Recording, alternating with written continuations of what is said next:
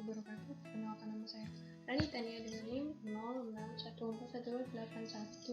06141281823064. Pendidikan guru, pendidikan anak usia dini, kelas Indralaya dalam mata kuliah anak berkebutuhan khusus. Kali ini videonya akan membahas mengenai anak dengan gangguan tunaganda.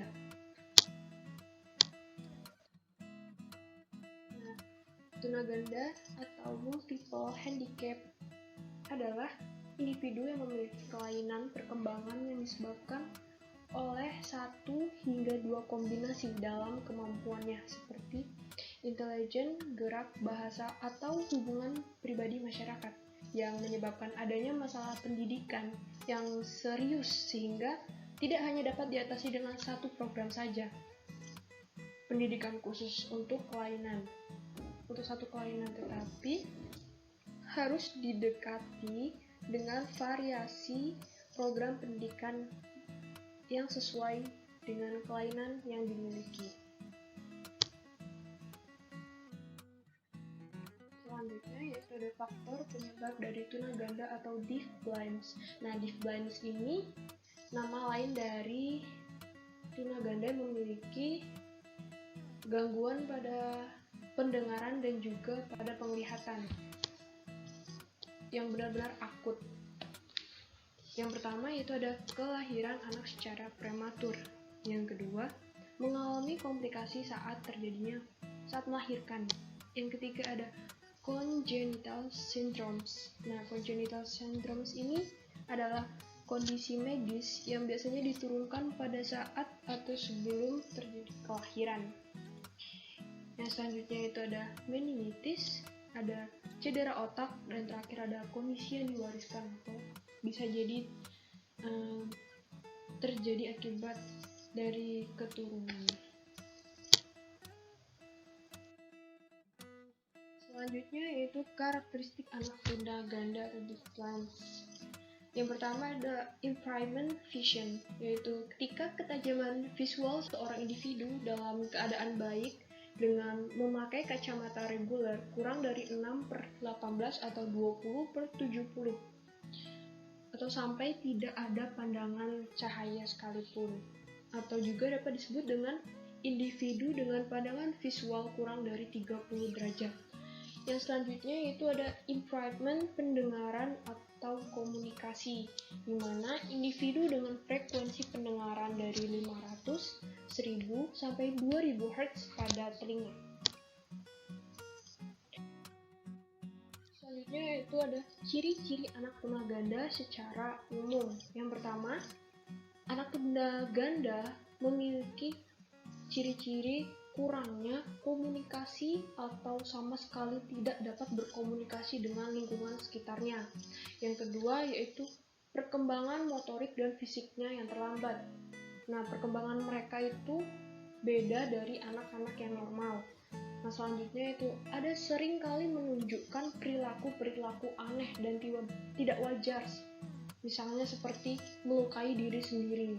Lalu kurangnya dalam keterampilan menolong diri sendiri. Nah, anak tunaganda di sini memiliki ciri-ciri yaitu kurang dalam keterampilan menolong diri sendiri, di mana anak tunaganda saat melakukan kegiatan aktivitas sehari-harinya membutuhkan bantuan dari orang lain, seperti misalnya mulai dari makan, memakai pakaian, dan kegiatan sehari-hari lainnya. Yang selanjutnya itu jarang berperilaku dan berinteraksi yang sifatnya konstruktif, di mana anak tunaganda ini benar-benar dia tidak berkomunikasi dan berperilaku secara pada anak normal lainnya. Dia cenderung hanya diam dan tidak banyak berkomunikasi. Selanjutnya yaitu kecenderungan lupa akan keterampilan yang sudah dikuasai. Yang terakhir, memiliki masalah dalam mengeneralisasikan keterampilan dari suatu situasi ke situasi lainnya. Selanjutnya yaitu ada perilaku anak tunaganda. Yang pertama yaitu ada perilaku attention.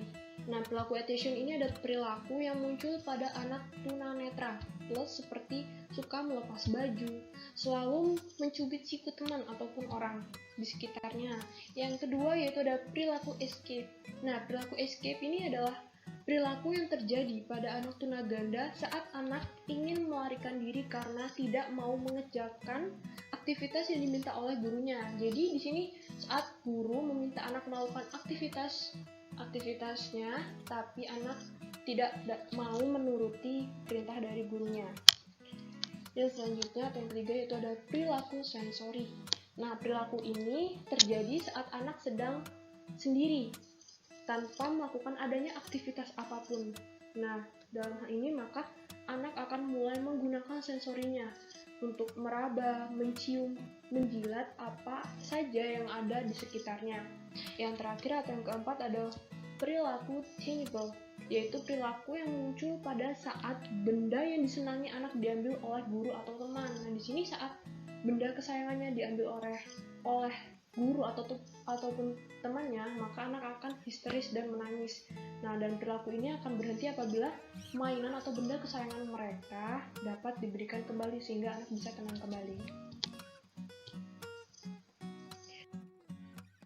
Selanjutnya itu ada macam-macam tunaganda. Ada 3. Yang pertama itu ada kelainan utama tunagrahita, kelainan utama gangguan perilaku, dan yang ketiga ada kelainan tunarungu dan juga tunanetra. Nah, kelainan utama tunagrahita itu ada 3. Yang pertama ada tunagrahita dengan cerebral palsy, yang kedua ada tunagrahita dengan tunarungu, yang ketiga tunagrahita dengan masalah-masalah pribadi. Untuk kelainan utama gangguan perilakunya yaitu terdapat 2 macam. Yang pertama ada autisme dan yang kedua ada kombinasi gangguan perilaku dengan pendengaran.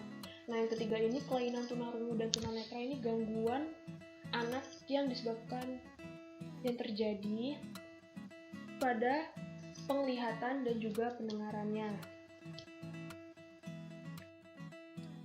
Nah, selanjutnya yaitu ada pencegahan atau pengobatan yang dapat dilakukan untuk anak tunaganda. Seperti diantaranya yaitu penanganan autisme, terapi bicara, terapi bermain, terapi okupasi, lalu ada sensory integration terapi, terapi medikamentosa atau obat-obatan drug terapi, ada terapi makan atau diet terapi, lalu selanjutnya itu ada auditory integration terapi, ada terapi musik, lalu ada hydroterapi, yang terakhir ada biomedical therapy, biomedical treatment therapy.